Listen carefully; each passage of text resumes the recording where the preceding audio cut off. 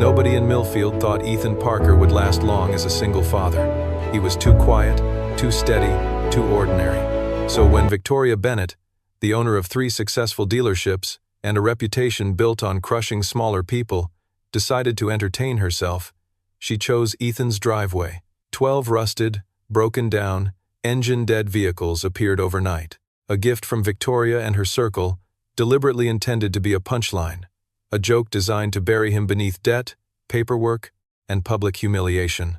What Victoria didn't know was what Ethan had spent 15 years hiding, not just how to repair cars, but how to profit from the mistakes of the people who underestimated him. Ethan Parker woke every morning at 5:30 without an alarm. His routine never changed. First came coffee, then oatmeal on the stove, then 3 gentle knocks on the door at the end of the hallway. The knocks were never louder than necessary, and Lily always answered them the same way. A sleepy groan, the shuffle of small feet. Then the door opened to reveal a 7-year-old girl with tangled hair and serious eyes. Their house on Cartmill Road was a modest single-story home with a narrow front yard and a garage that held more tools than cars. The neighbors who had lived on the street long enough knew that Ethan kept to himself, paid his bills on time, and never asked anyone for anything. The newer residents simply assumed he was unremarkable. Neither group was entirely right. Ethan had lived in Millfield for 7 years, long enough that most people had stopped wondering about him, which was exactly how he preferred it. He had a handful of routines, a few friendships that required little maintenance, and a daughter who had inherited both his quiet nature and his habit of observing things before deciding what to think about them. Lily was the kind of child who asked one precise question where other children asked 5 vague ones. Ethan answered her questions with the same seriousness he brought to everything else. By the age of 7, she had developed an unusually accurate understanding of how the world worked and a deep preference for honesty over comfort. The garage told a different story if anyone had known how to read it. Along the back wall hung a carefully organized pegboard filled with tools, every one of them resting in its exact place. Each tool had been worn smooth from years of use. Beside the workbench sat a red metal toolbox, or at least what had once been red. Time had faded the paint into a rust-orange color, where years of wear had chipped away at the surface. The toolbox had belonged to Ethan's father. And before that, as far as Ethan knew, it had belonged to no one he could identify. Lily wasn't allowed to touch it. Even so, she spent nearly every evening sitting on top of it while her father worked, swinging her legs and asking questions he almost always answered. Ethan worked as a mechanic at the community garage on Miller Street. He repaired trucks, lawn equipment, and the occasional water pump for anyone who needed help. The pay covered what he and Lily needed and not much more. Ethan never complained about that. In fact, he rarely seemed to notice it at all. On a Tuesday morning in early October, his neighbor Ryan Cooper arrived before 8 o'clock, carrying 2 cups of gas station coffee and wearing the expression of a man who had heard something worth repeating. Ryan was broad-shouldered, rough-handed, and completely incapable of announcing his arrival before showing up. Ethan had long since stopped minding. The 2 men sat on the front steps, while Lily ate breakfast inside. Ryan told him that Victoria Bennett had been making moves on the land along Cartmill Road, specifically the parcels between the hardware store and the old feedlot. That included Ethan's property. Ethan listened without interrupting. When Ryan finished, Ethan simply said he wasn't selling. Ryan nodded as though he had expected exactly that answer. The conversation ended there. The 2 men finished their coffee in silence. Before leaving for school that morning, Lily took her father's hand and looked up at him with the particular seriousness she reserved for important questions. "Why do people always look at us like that?" she asked. Ethan looked down at her. "What way?" "The sideways looks," she said. "The way they stop talking when we walk by. The way they act like they want to say something but don't." Ethan thought about it for a moment. "Because they don't know who I am yet." Lily considered the answer, then nodded. That was enough for her. Together, they walked to the car. Across town, Victoria Bennett had built her reputation the same way certain people build walls, one deliberate stone at a time. She had inherited a single dealership from her father 8 years earlier and transformed it into 3. Through sharp financial instincts and an uncanny ability to recognize weakness in others before they recognized it themselves, she had pushed annual revenue beyond $40 million. Her office occupied the top floor of Voss Auto Group headquarters on Renfield Avenue. Glass walls, steel fixtures, magazine covers framed and arranged in chronological order like milestones in a carefully planned conquest. Victoria wasn't loud. She had learned early that volume was often a substitute for precision, and precision was something she possessed in abundance. Her assistant, Megan Foster, had worked for her for 2 years and had learned the most important rule in the building. Victoria's silences were never empty, they were loaded. She had a way of making rooms feel smaller when she entered them, not because she intimidated people directly, but because her attention carried a weight that suggested she was always calculating something, and that eventually, those calculations would produce consequences for anyone who had misjudged the situation. Employees knew it. Suppliers knew it. Local officials who attended her quarterly breakfast meetings knew it best of all. The fourth dealership had been part of Victoria's plan for 3 years. The proposed location sat on Cartmill Road at the intersection of Route 9 and the entrance to a major commercial development under construction on the east side of Millfield. For someone in her business, opportunities like that didn't appear twice. She had already made fair offers through 2 separate brokers. Most of the landowners along the corridor had accepted. One had not, Ethan Parker. And unlike the others, he had declined both offers without explanation. Victoria found that more interesting than irritating. She instructed Megan to find out who he was. The report came back surprisingly thin. Mechanic, single father, quiet life, no obvious financial ambitions. Victoria read the report twice, then set it down. If a man has no ambitions, she said, there's usually something else keeping him where he is. Megan waited. Victoria tapped a finger against the file. We just haven't found it yet. Then she instructed Megan to arrange a different kind of conversation, one that didn't require a broker. What followed was anything but spontaneous. It required a flatbed company, 4 separate towing services operating within a single overnight window, and a man in the county assessor's office who owed Victoria Bennett a favor. 12 vehicles were sourced from salvage yards and impound auctions across 3 counties. Each one had been selected for a specific reason. Every vehicle had already been rejected by repair shops, declared beyond economical repair, and stripped of any official value. The entire operation cost Victoria less than $4,000. To her, it was money well spent. Before 5 o'clock in the morning, while the neighborhood slept, the vehicles were deposited in 2 neat rows along Ethan Parker's driveway. Every car carried a handwritten sign that read, "For scrap sale." Each sign bore the name of a different failed repair shop, creating the appearance that Ethan had been collecting junk vehicles for years. At Sex, Fempton A. M. Ethan stepped outside to retrieve the newspaper and stopped at the edge of the porch. He stood there long enough for the coffee in his hand to grow cold. A few minutes later, Lily appeared beside him, rubbing sleep from her eyes. She stared at the rows of rusted, broken, dented, shattered vehicles that stretched from the front gate all the way to the street. "Did somebody give us cars?" she asked. Ethan didn't answer immediately. Before he could, Ryan Cooper came hurrying across the yard. Ryan had seen the trucks arrive during the night and had spent hours wondering whether he should intervene. He explained everything he had witnessed. Ethan listened with the same expression he wore for almost everything, calm, attentive, and completely unreadable. Meanwhile, the neighborhood was waking up. Curtains moved, front doors opened, phones appeared. Within an hour, photographs of Ethan's driveway had spread across local message groups and social media pages. The people responsible for the stunt found the reaction deeply satisfying. A woman 2 houses down leaned against her mailbox and shook her head. A man walking his dog slowed down long enough to take a picture before continuing on. A teenager on a bicycle circled the block twice. None of them knocked on Ethan's door to ask if he was all right. To be fair, they probably wouldn't have known how to ask. It was the kind of spectacle that generated commentary far more easily than compassion, and Millfield wasn't much different from any other town in that regard. By mid-morning, Officer Daniel Brooks arrived and began filling out a report. Ethan calmly explained that he had not requested the vehicles, had not arranged their delivery, and had no idea where they had come from. Officer Brooks wrote everything down and promised to investigate.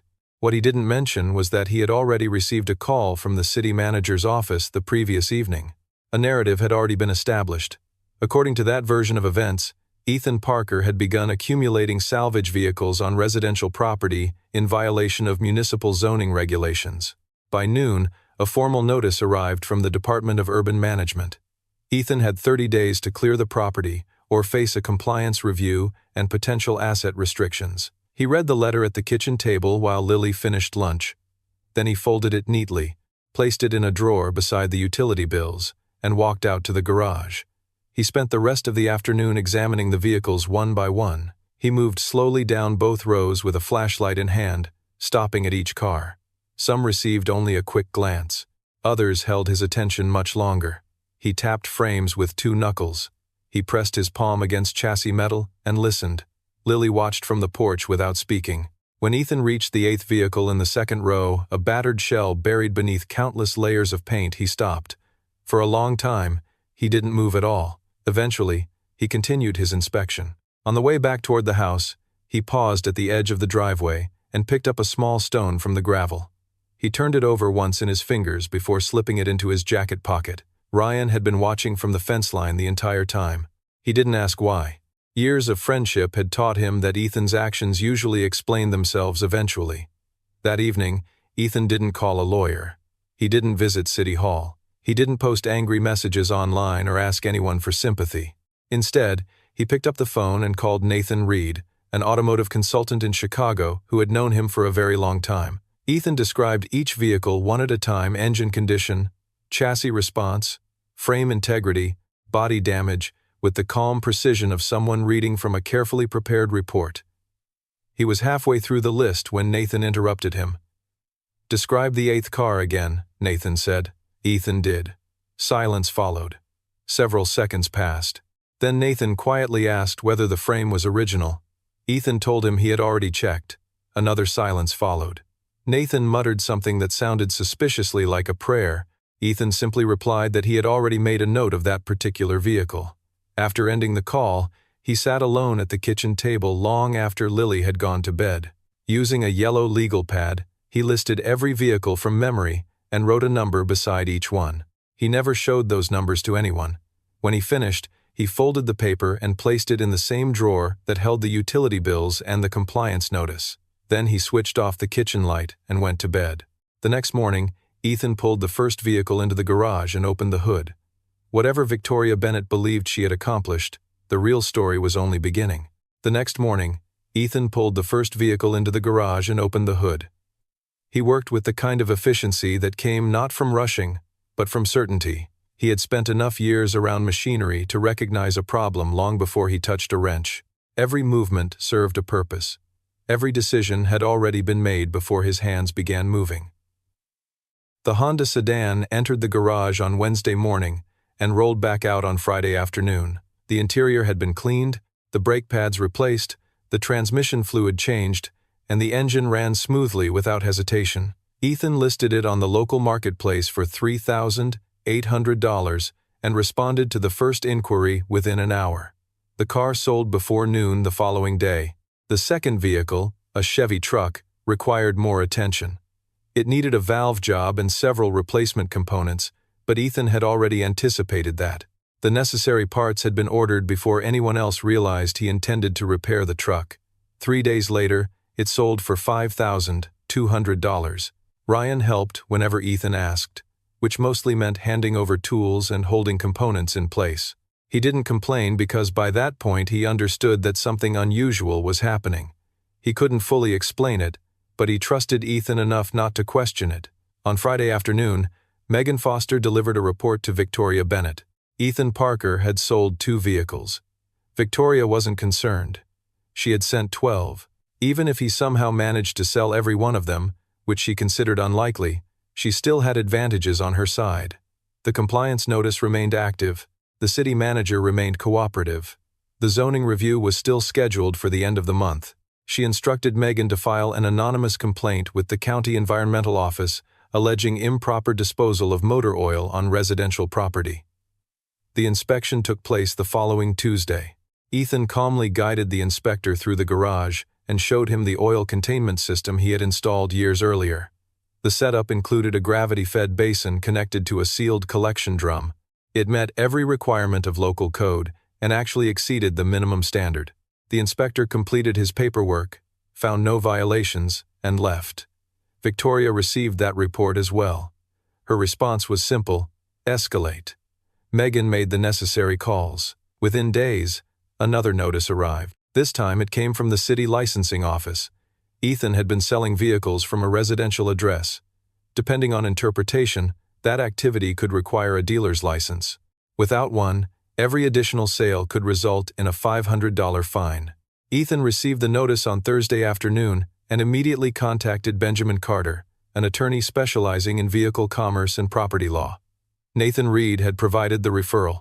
Benjamin reviewed the situation and explained 3 important facts. First, private citizens could legally sell up to 5 personal vehicles per calendar year without a dealer's license. Second, Ethan's first 2 sales remained well within that limit. Third, Benjamin could obtain a temporary dealer permit within 10 business days, allowing Ethan to legally continue selling vehicles beyond the personal threshold. Ethan instructed him to proceed. Benjamin assured him the permit would be ready by the following Wednesday. The matter settled, Ethan returned to work. That evening, Lily came home from school carrying a drawing. The assignment had been simple: draw something important that happened recently. Her picture showed 12 cars lined up in a row. Beside them stood a tall figure holding a toolbox. Ethan studied the drawing carefully. Lily explained that her teacher had asked what the man in the picture was doing. "I told her he was counting his money," Lily said. Ethan stared at the drawing for a moment before folding it carefully and placing it in his shirt pocket. Over the next 9 days, vehicles 3 through 6 left the garage one after another. Ethan worked late into the evenings after Lily went to sleep and spent weekend mornings in the garage before she woke up. Every expense went into a notebook. Every part order. Every labor hour. Every dollar spent. Ryan continued showing up most evenings, helping wherever he could. Nathan began sourcing hard-to-find components through his network in Chicago and shipping them overnight whenever local suppliers couldn't help. The Jeep sold for $6,400. The Ford pickup required more work than expected, but beneath its weathered exterior sat a remarkably clean frame. A contractor from outside town purchased it for $7,800 and needed it immediately. The Volkswagen sedan turned out to have more problems than Ethan initially estimated. Even so, it sold for $3,500. It was the only vehicle that finished below projection. Ethan noted the discrepancy in his records and moved on without complaint. A 2009 BMW 3 Series required a rebuilt alternator, new control arms, and a fresh set of tires. Fortunately, the body panels were straight and the interior remained intact. Ethan listed it for $9,200. 4 inquiries arrived before lunchtime. He sold it to the second caller after asking only 2 questions. Did they plan to drive the car every day? And did they have a reliable mechanic? When the buyer answered yes to both, Ethan agreed to the sale. Then there was the 8th vehicle, the one that had caused Nathan to fall silent on the phone. Ethan had known from the first night that it was different, not because it appeared valuable. Quite the opposite. It looked like a complete disaster. 4 terrible paint jobs covered the original finish. The interior had been stripped. The windshield was missing. Most people would have walked past it without a second glance. Ethan hadn't. He spent 20 minutes examining it without touching a single part. He studied the body lines with a flashlight. He listened. He looked. He paid attention. The next morning he sent Nathan 40 detailed photographs. Nathan called back within an hour. After spending 2 decades in the industry, very little surprised him anymore. This did. A collector in Chicago purchased the vehicle for $38,000 without negotiating a single dollar. Transportation was arranged immediately. Once the transfer was complete, Nathan called Ethan and laughed. "Whoever dumped those cars in your driveway made a very expensive mistake." Ethan simply replied, "That's one way to put it." While restoring vehicles, Ethan had also begun researching something else: Voss Auto Group, public filings, tax disclosures, commercial property transactions, anything he could legally access. With Benjamin's help, he began translating financial documents into a clearer picture. What they discovered wasn't catastrophic, but it certainly wasn't comfortable. And for the first time since 12 junk cars had appeared in his driveway, Ethan realized Victoria Bennett might have problems of her own. The deeper Ethan looked into Voss Auto Group, the more interesting the numbers became. Public filings revealed that Victoria Bennett's empire was carrying approximately $4.2 million in commercial debt through Meridian Bank. 3 years earlier, she had borrowed heavily to expand from 2 dealerships to 3, confident that future growth would cover the risk. For a time, it had. But markets changed. Interest rates climbed. Costs increased. Sales softened. The loan was structured with variable interest adjustments, and those adjustments had already moved against her twice during the previous year. More concerning was a performance covenant buried within the agreement. If quarterly sales failed to reach certain benchmarks for 2 consecutive reporting periods, the bank would gain the right to reevaluate the loan and potentially restructure its terms. Victoria's first quarter had missed projections by 18%. The second quarter hadn't recovered. The third quarter was only weeks from closing. Ethan copied every relevant detail into a second notebook, separate from the one he used to track vehicle repairs. He kept it in the drawer of his nightstand and discussed it with almost no one. Ryan never heard about it.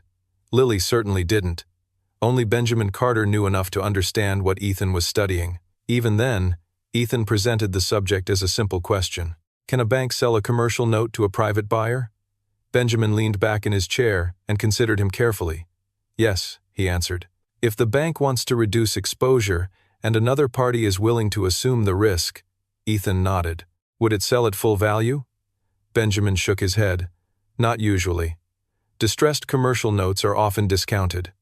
6%, 10%, sometimes more, depending on how the bank views the borrower's future. Ethan thanked him and asked one final question. Do you think Meridian is considering that option? Benjamin promised to make inquiries.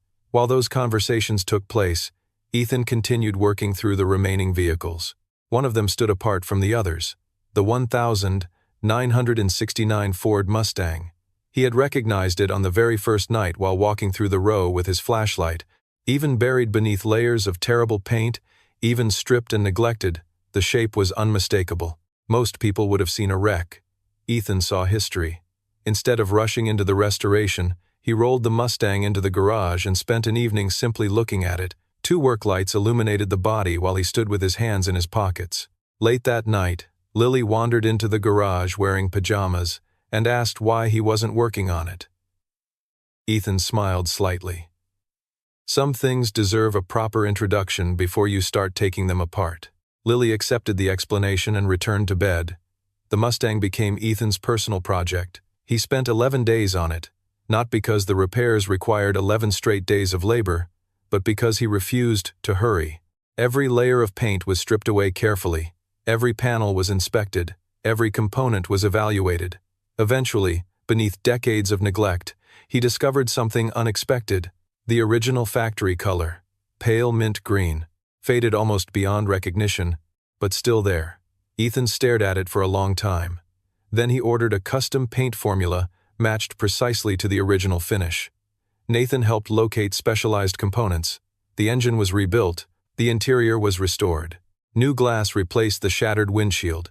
Piece by piece, the Mustang returned to life. Ethan never explained why he chose to preserve that particular color. He never discussed it with Ryan. He never mentioned it to Nathan. He simply continued working. When the restoration was finally complete, he started the engine and listened. For 4 uninterrupted minutes, the Mustang idled perfectly. Ethan stood beside it without speaking. Then he switched off the ignition, lowered the garage door, and went inside. Unlike the other vehicles, the Mustang never appeared on a marketplace listing. It was never advertised, never offered, never discussed. By then, the remaining vehicles had all been sold legally, documented properly, and transferred with copies of every transaction stored in Benjamin Carter's office. On the 29th day of the city's 30-day compliance deadline, Ethan sent a formal email to the Department of Urban Management. Attached were photographs, titles, sales records, and transfer documents showing that 11 vehicles had been legally removed from the property. The 12th vehicle, the Mustang, remained as personal property. The driveway was clear. No violation remained. The compliance review had nothing left to investigate. When Victoria received a copy of that report through her contact at City Hall, she sat motionless in her office. Then she asked Megan to calculate exactly how much money Ethan had made. The numbers arrived later that afternoon. 11 vehicles sold, prices ranging from $3,500 to more than $9,000. The BMW collector sale alone had generated $38,000. Total revenue exceeded $119,000. Estimated profit after expenses sat comfortably above $90,000. Victoria read the figures twice. The entire operation she had designed as a humiliation campaign had produced a six-figure opportunity for the man she intended to embarrass. For the first time since this situation began, she wasn't angry. She was curious. "Find out who Ethan Parker really is," she told Megan. "Not the mechanic, the other version." Megan spent the next several days digging deeper than before. When she finally returned, she carried a single folder. Inside was a name that hadn't appeared in any previous report: Hartwell Restoration Group, Detroit. Victoria opened the file and began reading. Ethan Parker had spent 11 years there as a senior restoration engineer. He had evaluated, rebuilt, authenticated, and brokered rare vehicles worth far more than anything currently sitting inside her dealerships. He wasn't simply a mechanic, he was one of the best restoration specialists in the industry. Victoria stared at the report for several minutes. Suddenly, the BMW sale made sense. So did the Mustang. So did the calm confidence he had displayed from the very beginning. She slowly closed the folder. Across town, Ethan was finishing dinner with Lily when his phone rang. The caller was Benjamin Carter. The news he carried would change everything. Meridian Bank had finally made its move. Benjamin Carter called on a Monday morning, 3 weeks after the compliance deadline had passed. Ethan was in the garage organizing tools when the phone rang. Benjamin didn't waste time with small talk. Meridian Commercial Bank had officially placed the Voss Auto Group account on its internal watch list. The loan wasn't in default, not yet, but 3 consecutive quarters below covenant performance thresholds had forced the bank to reevaluate its position.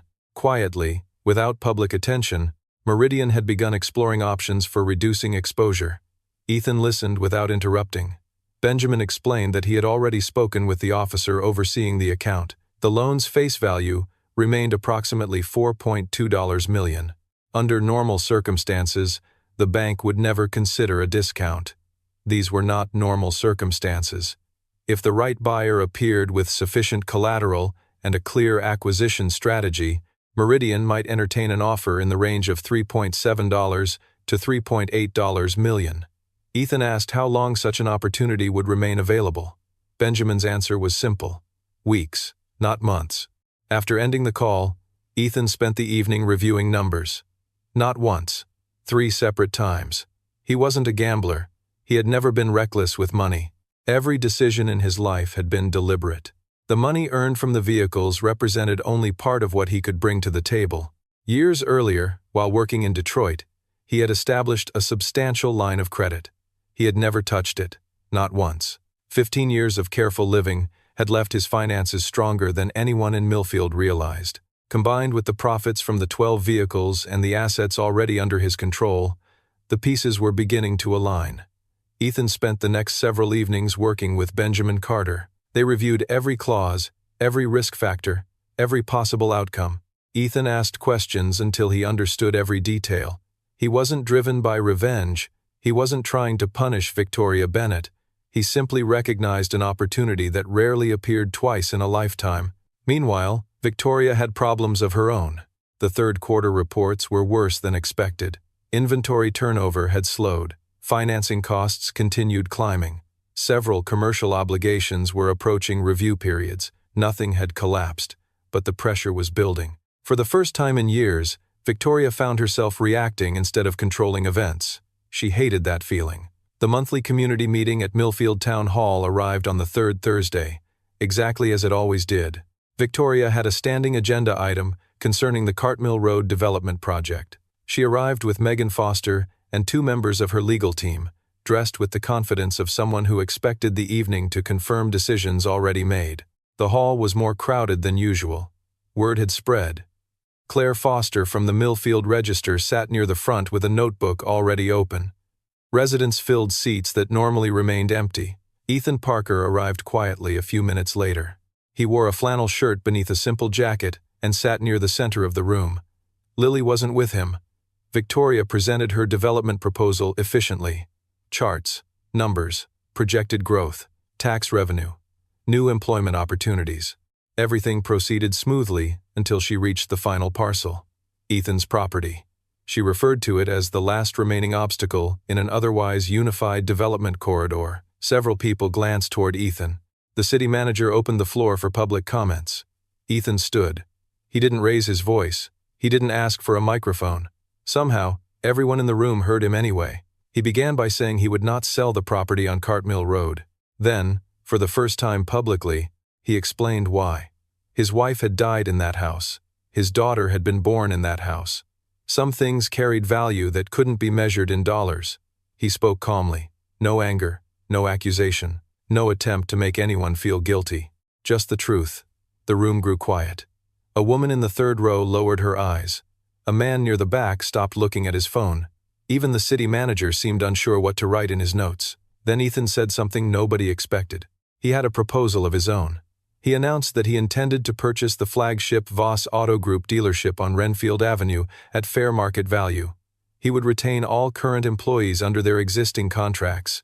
Operations would continue without interruption. Financing was already in place. If accepted, the transaction could close within 45 days. For a moment, nobody reacted. The room simply froze. Not because people were shocked, but because the story they thought they understood had suddenly changed. Claire Foster's pen moved so quickly across her notebook that people nearby could hear it scratching the paper. Megan stared straight ahead. The city manager blinked twice. Victoria Bennett stood motionless behind her table.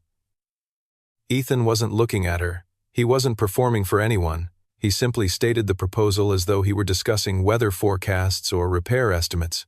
Then he reached into his jacket pocket and placed a small stone on the table. The same stone he had picked up from the driveway on the day the 12 vehicles appeared. A simple piece of gravel. Nothing more. Then he sat down. Ryan Cooper, seated several rows behind him, finally understood why Ethan had kept it. The silence inside the room changed. People weren't looking at Ethan anymore. They were looking at Victoria.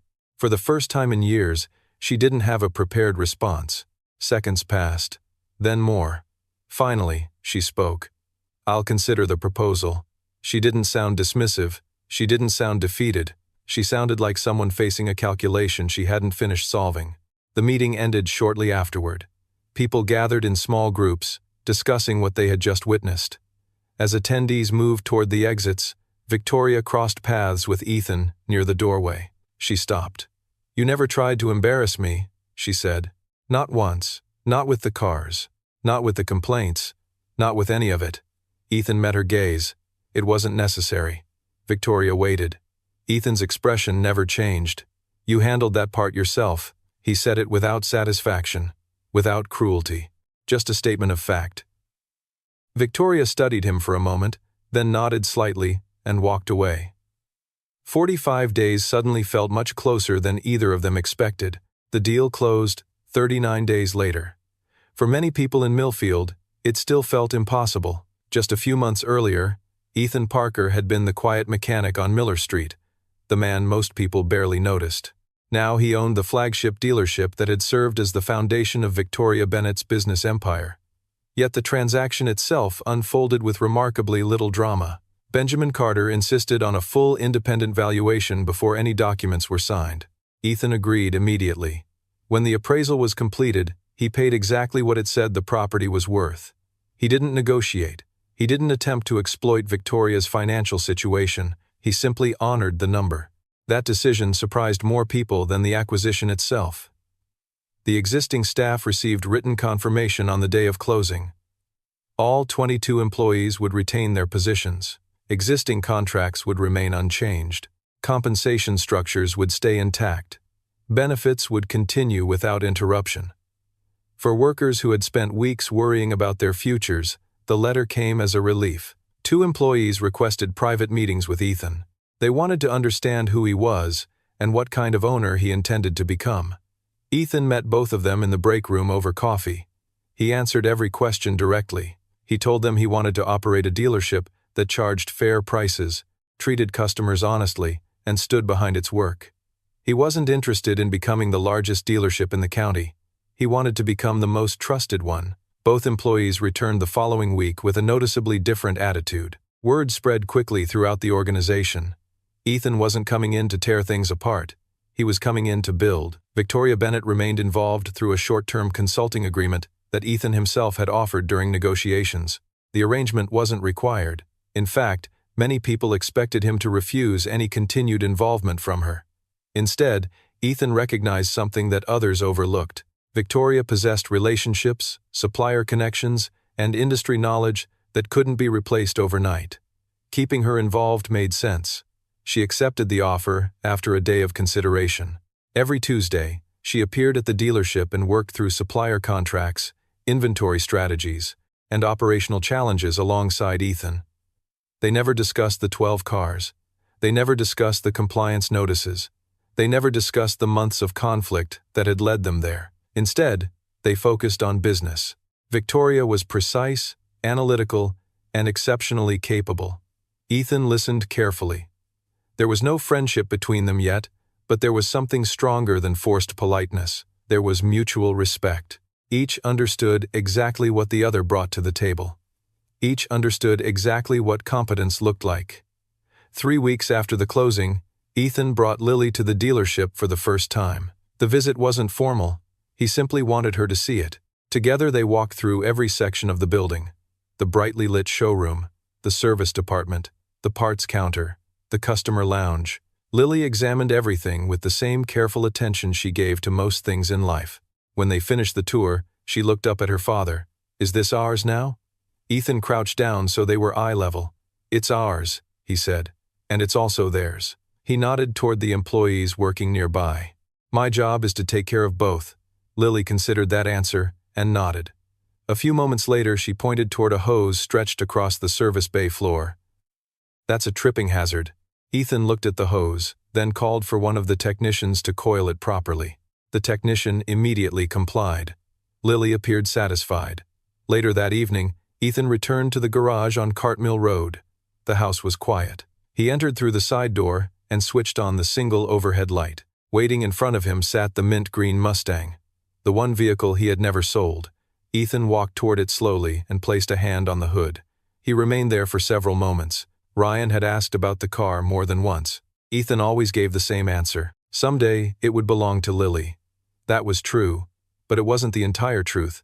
The color carried a memory. Years earlier, while driving through Detroit with his wife, they had passed a classic car painted in nearly the same shade of mint green. She had smiled and pointed at it through the window. Then she had said that if she ever owned a car, that would be the color she wanted. Ethan remembered the moment perfectly. Some memories fade. Others remain untouched, no matter how much time passes. This one had never left him. He stood in the garage for a while longer before switching off the light and heading inside. 6 weeks after the closing, Ethan woke at 5:30 the morning exactly as he always did. Coffee, oatmeal, 3 quiet knocks on Lily's door. A few minutes later, she emerged into the hallway with one side of her hair flattened from sleep. Ethan told her he needed help opening the dealership that morning. Lily narrowed her eyes suspiciously. Both of them knew he could open a door without assistance. She had watched him replace transmissions by himself. A key wasn't exactly a challenge, but she also understood that the invitation wasn't really about unlocking a door. Less than 4 minutes later, she was dressed and ready. Before leaving, Ethan walked into the garage and lifted the old red toolbox from its usual spot on the floor. Lily watched him place it carefully in the trunk. "Why are you bringing that?" she asked. Ethan smiled. "First day?" She waited for more explanation. None came. Somehow, that answer felt complete. The drive to Renfield Avenue was quiet. The town was still waking up. Traffic lights changed colors for nearly empty intersections. The radio remained off. When they arrived, Lily stared at the building. The old sign was still hanging above the entrance. Ethan hadn't replaced it yet. "Are we changing the name?" she asked. "Eventually," Ethan replied. "What will it say?" Ethan told her. Lily repeated the name softly, testing how it sounded. Then she nodded and stepped out of the car. As Ethan watched her walk toward the entrance, he found himself thinking about everything that had happened. He had never moved to Millfield with dreams of owning a dealership. He had come because of a house, because of memories, because he wanted to raise his daughter somewhere quiet. He had turned down Victoria's offers because some things simply weren't for sale. What followed hadn't been revenge. It hadn't been victory in the way people imagined. It was simply the result of seeing value where others saw waste, recognizing opportunity where others saw embarrassment, and refusing to let other people decide what something was worth. Most people in Millfield would tell the story differently. Some would say Ethan outsmarted Victoria Bennett. Others would say he capitalized on her mistake. Neither version captured the truth. The truth was quieter than that. A man who had been underestimated simply continued being himself, and in the end, that turned out to be more than enough. The story might have ended there. Most people would have expected it to. Ethan had protected his home, turned a humiliation campaign into a profitable opportunity, purchased a dealership, and secured a future for himself and Lily. By every reasonable measure, the chapter was complete. But life rarely follows the neat conclusions people imagine. A few months after the acquisition, Parker Auto began attracting attention beyond Millfield. At first, the changes were subtle. Customer reviews improved. Repeat business increased. Service appointments became harder to schedule because customers kept returning. Word spread from one town to another. People who had never heard of Ethan Parker suddenly found themselves driving extra miles because someone they trusted insisted the dealership was different. The reason wasn't complicated. Ethan ran the business the same way he approached everything else in life. If a repair wasn't necessary, customers were told it wasn't necessary. If a used vehicle had flaws, those flaws were disclosed before the paperwork began. If mistakes occurred, they were corrected. The approach wasn't revolutionary. It was simply rare. 6 months after the acquisition, quarterly revenue exceeded projections for the first time. Not dramatically. Just enough to establish a trend. Employees noticed it. Suppliers noticed it. Victoria noticed it most of all. One Tuesday afternoon, she sat across from Ethan, reviewing inventory reports, when she finally asked a question she had been holding for months. "Why didn't you sell the property?" Ethan looked up from the paperwork. "You've never asked before." Victoria nodded. "I'm asking now." Ethan considered the question carefully, because some things only have value to the person who understands them. Victoria waited. Ethan glanced toward the showroom windows. Everyone kept trying to calculate what the land was worth. Nobody ever asked what it meant. For several seconds, Victoria said nothing. Then she nodded slowly. It wasn't the answer she would have given, but she understood it, more than she expected to. By the end of the first year, Parker Auto had become one of the most respected dealerships in the region. The transformation wasn't driven by aggressive expansion or expensive advertising campaigns. It came from trust. Customers returned. Employees stayed. Problems were handled directly. Promises were kept. The business grew because people believed what they were being told. One evening, after closing, Ryan stopped by the dealership carrying 2 cups of coffee, just as he had done countless times before. Some habits never changed. The 2 men sat outside and watched the sunset reflect off rows of parked vehicles. "You know," Ryan said, "most people still think you planned all of this." Ethan smiled faintly. "Planned what?" Ryan gestured toward the dealership. "This." Ethan looked across the lot. "I planned to make oatmeal this morning." Ryan laughed. "That's not what I mean." Ethan took a sip of coffee. "I know." Ryan studied him for a moment. "You really didn't see any of this coming, did you?" Ethan shook his head. No. The answer was honest. He had recognized opportunities when they appeared. He had acted when action was necessary. But he had never set out to build an empire. He had never spent years imagining victory over Victoria Bennett. Life had simply presented a series of decisions, and he had made them one at a time. Across town, Victoria was learning something similar. Losing the dealership had forced her to reevaluate more than finances. For years, success had become inseparable from control. Every negotiation had been about leverage. Every transaction had been about advantage. The experience with Ethan challenged those assumptions, not because he defeated her, but because he never seemed interested in defeating anyone. He simply refused to compromise on things that mattered. That distinction stayed with her. Gradually, their Tuesday meetings evolved. Discussions expanded beyond supplier contracts and inventory forecasts. They talked about business, community, responsibility, occasionally even family. Neither would have called the other a friend, but neither would have described the relationship as anything less than genuine. Then came a Saturday afternoon that Ethan would remember for the rest of his life. Lily was older now, not grown, but older. Old enough to reach the pedals of a car comfortably. Old enough to understand responsibility. Old enough to appreciate what waited inside the garage. Ethan opened the door and switched on the light. The mint-green Mustang sat exactly where it always had. Lily stared at it. "Is that why you kept it?" she asked quietly. Ethan nodded. Partly. He handed her the keys. For a moment she simply looked at them resting in her palm. Then she looked back at her father. Mom's favorite color? Ethan smiled. He hadn't told her that story in years. Yeah. Lily looked at the Mustang again. I think she would have liked it. Ethan swallowed and nodded. I think so too. Neither said much after that. They didn't need to. Some conversations happen without words.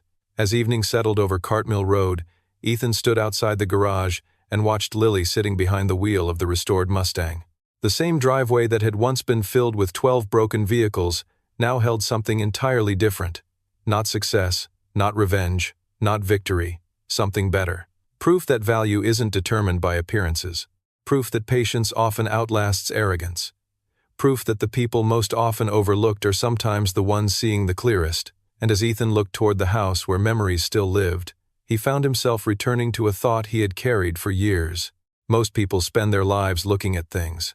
Very few ever truly see them. Years later, people in Millfield still told the story. The details changed, depending on who was doing the talking. Some remembered the morning the 12 broken cars appeared. Others remembered the town hall meeting where Ethan Parker calmly announced his intention to buy the very dealership that had once belonged to Victoria Bennett. A few remembered the old Mustang. Almost everyone remembered the outcome. But over time, the facts became less important than the lesson hidden inside them. New residents heard the story secondhand. Employees told it to new hires. Customers repeated it while waiting in the service lounge. The version they heard was never exactly the same, but one detail always survived. Ethan Parker had never reacted the way people expected him to. When someone tried to embarrass him, he didn't fight back.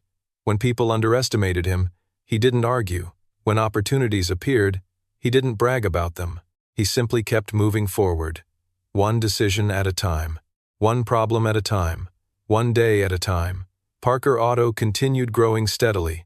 Not explosively, not dramatically, just consistently. The way healthy things tend to grow. The company became known for honest service, fair pricing, and employees who stayed for years instead of months. Customers trusted recommendations because they learned those recommendations were genuine. Suppliers preferred working with people who kept their word. The reputation Ethan built became more valuable than any advertising campaign money could buy. Victoria eventually moved on to new ventures. She remained successful, though in a different way than before. The experience had changed her. Not overnight. Not completely. But enough. She became more selective about the battles she chose to fight. More interested in building than proving. Occasionally, she and Ethan still met for coffee. Their conversations rarely touched on the past. Neither felt a need to revisit it. The outcome already existed. Nothing needed to be won anymore. Ryan Cooper never stopped telling people that he had known Ethan before any of it happened. Most listeners suspected he exaggerated his role in the story. Ryan never bothered correcting them. Lily eventually left for college. The day she drove away, Ethan stood in the driveway and watched until her car disappeared around the corner. The house felt quieter after that. Not empty, just different.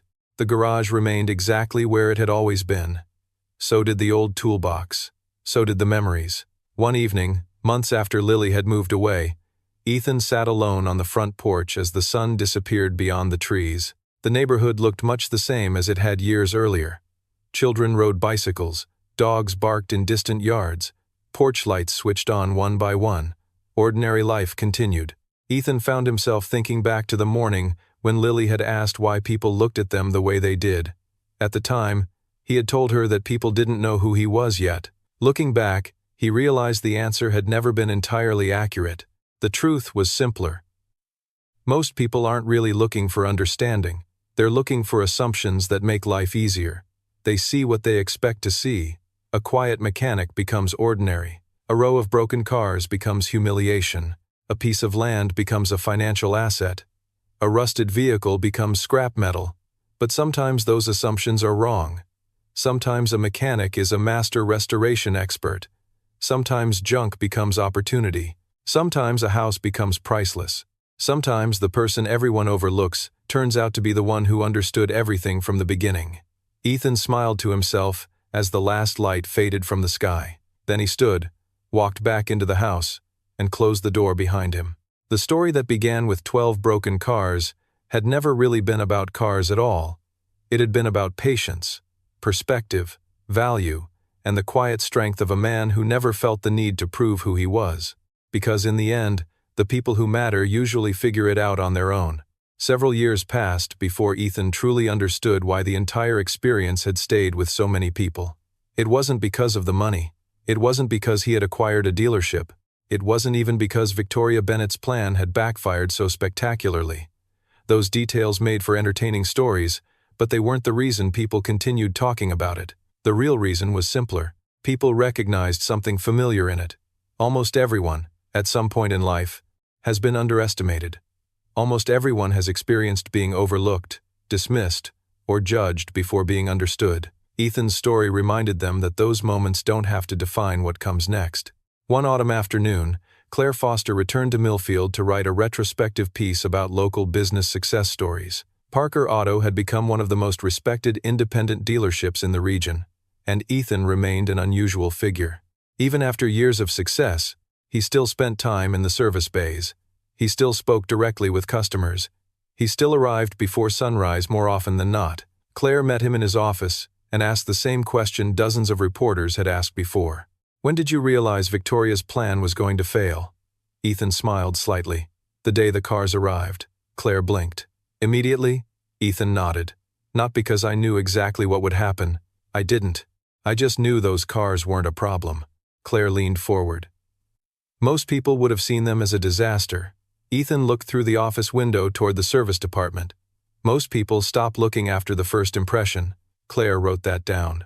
Later, when the article was published, it became the line readers remembered most. Most people stop looking after the first impression. The sentence spread online. Customers quoted it. Employees repeated it. Even people who had never met Ethan found something meaningful in it. Meanwhile, Lily was building a life of her own. College had become a career. The career became a future. Yet no matter how busy life became, she still returned to Cartmill Road whenever she could. The house remained unchanged. The porch, the garage, the narrow front yard. Some places carry memories so deeply that changing them feels almost disrespectful. During one visit, she found Ethan in the garage sitting on a stool beside the old red toolbox. The Mustang sat nearby, polished and immaculate. "You know," Lily said, leaning against the workbench, "most dads would have sold that car years ago." Ethan glanced at the Mustang. "Probably. You could have gotten a lot of money for it." "Probably." Lily smiled. "You're never going to sell it, are you?" Ethan smiled back. "No." The answer arrived without hesitation. Some things simply weren't for sale. That truth had guided more of his life than people realized. The land on Cartmill Road, the Mustang, certain memories, certain promises, certain values. The world constantly encourages people to put prices on everything. Ethan never believed everything had one. As the years continued passing, Victoria Bennett occasionally found herself reflecting on the events that had changed both their lives. She no longer viewed the 12-car incident as a failure. Strange as it seemed, she eventually came to see it as a turning point, not because she lost a dealership, because she gained perspective. Before Ethan, she had measured success almost entirely through acquisition. More properties, more revenue, more growth, more control. Ethan forced her to confront a possibility she had ignored for years. Maybe success wasn't always about obtaining more. Maybe sometimes it was about understanding what already mattered. She never said that publicly, but she thought about it often. One evening, after a supplier conference in Chicago, she called Ethan unexpectedly. "Do you ever regret it?" she asked. Ethan knew exactly what she meant. "No, not even a little," he thought for a moment. "Do you?" Silence filled the line. Then Victoria laughed softly. "No," she admitted. "Not anymore." They spoke for a few more minutes before ending the call. Neither mentioned the 12 cars. Neither needed to. Some chapters become so important that they stop requiring explanation. They simply become part of who people are. Looking back, Ethan sometimes wondered what would have happened if he had reacted differently. What if anger had guided him? What if pride had taken control? What if he had focused on revenge instead of solutions? The answer was impossible to know. But he suspected none of it would have ended the same way, because the opportunity had never come from the cars themselves. It came from his response to them, and that distinction made all the difference. Every important change in his life had begun with the same choice. Stay calm, pay attention, keep moving forward. The formula sounded simple. Most valuable things usually do. As time went on, the story slowly stopped belonging to Ethan Parker and became something larger. It became one of those stories people tell when they're trying to explain how life actually works instead of how they wish it worked. Parents told it to their children. Business owners mentioned it during difficult seasons. Employees repeated it whenever someone new joined the company and wondered why Parker Auto operated differently from everywhere else. The details varied depending on the storyteller, but the lesson remained remarkably consistent. Character matters long before results appear. Patience matters when nobody is watching, and value often hides where most people never think to look. One spring morning, nearly a decade after the 12 cars appeared on his driveway, Ethan arrived at the dealership before sunrise. Some habits never changed. The parking lot was empty. The building was quiet. He unlocked the front door and stepped inside. For a few minutes, he simply stood there, listening to the familiar silence. The showroom lights reflected off polished vehicles. The service department waited for another day of work. Everything felt ordinary, and that was exactly what made it meaningful. Success rarely arrives as a dramatic moment. Most of the time it arrives disguised as routine. It looks like showing up every day. It looks like keeping promises. It looks like doing the right thing repeatedly until people begin trusting you without needing proof. Ethan understood that better than most. Later that afternoon, Lily stopped by during a visit home. She was older now, confident and capable in ways that reminded Ethan of both her parents. They sat together in the customer lounge drinking coffee while employees moved through their afternoon routines. "Do people still ask you about the cars?" Lily asked. Ethan laughed. "More often than you'd think." "What do you tell them?" Ethan looked out toward the showroom floor. "Usually nothing." Lily smiled. "That sounds like you." Ethan shrugged. "The story already happened. It doesn't need my help." For a moment they sat in comfortable silence. Then Lily asked a question he hadn't expected. "What do you think would have happened if those cars never showed up?" Ethan considered it carefully. The answer wasn't obvious. Eventually he nodded. "I'd probably still be working in a garage." Lily looked surprised. "Really?" "Probably." "Would that have bothered you?" Ethan didn't hesitate. "No." And he meant it. The dealership had never been the goal. Neither had the money. Those things were outcomes. The goal had always been much simpler. Take care of what mattered. Everything else had followed from there. Lily studied her father for a moment before smiling. "You know, that's probably why it all worked." Ethan raised an eyebrow. "What's that supposed to mean?" "Most people chase opportunities because they want something. You noticed opportunities because you were paying attention." Ethan laughed softly. "Maybe, but deep down, he suspected she was right." The conversation drifted to other topics after that. Family, work, plans for the future, ordinary things. The kind of things that matter most once the dramatic chapters are over. That evening, after the dealership closed, Ethan drove back to Cartmill Road. The house stood exactly where it always had. The porch, the driveway, the garage. Time had changed many things, but not those. Before going inside, he paused near the edge of the driveway. The gravel had long since been replaced. The surface looked different now. Cleaner, better maintained. Yet standing there, he remembered the small stone he had picked up years earlier on the day everything changed. He still kept it, not because it was valuable, not because it reminded him of victory. It reminded him of perspective. A simple piece of gravel, meaningless to almost everyone else, important only because of what it represented. Ethan reached into his pocket and rolled it between his fingers. Then he smiled and slipped it back where it belonged. The world often rewards people for being loud, for demanding attention, for proving themselves at every opportunity. Ethan Parker had done none of those things. He had simply remained patient while others rushed, observant while others assumed, steady while others reacted. In the end, that difference changed everything. The 12 broken cars were gone. The headlines had faded. The gossip had disappeared years ago. But the lesson remained. People will underestimate you. They will misjudge your abilities. They will assign value based on appearances instead of reality. None of that matters unless you start believing them. Ethan never did, and perhaps that was the real reason his story endured. Not because he won, not because someone else lost, but but because he understood something most people spend their entire lives trying to learn. The things worth building take time. The things worth keeping cannot always be bought. And the people who truly see value are almost never fooled by appearances. Standing beneath the fading evening sky, Ethan took one last look at the house, then headed inside. The door closed behind him. The lights came on. Another ordinary evening began. And for Ethan Parker, that was more than enough.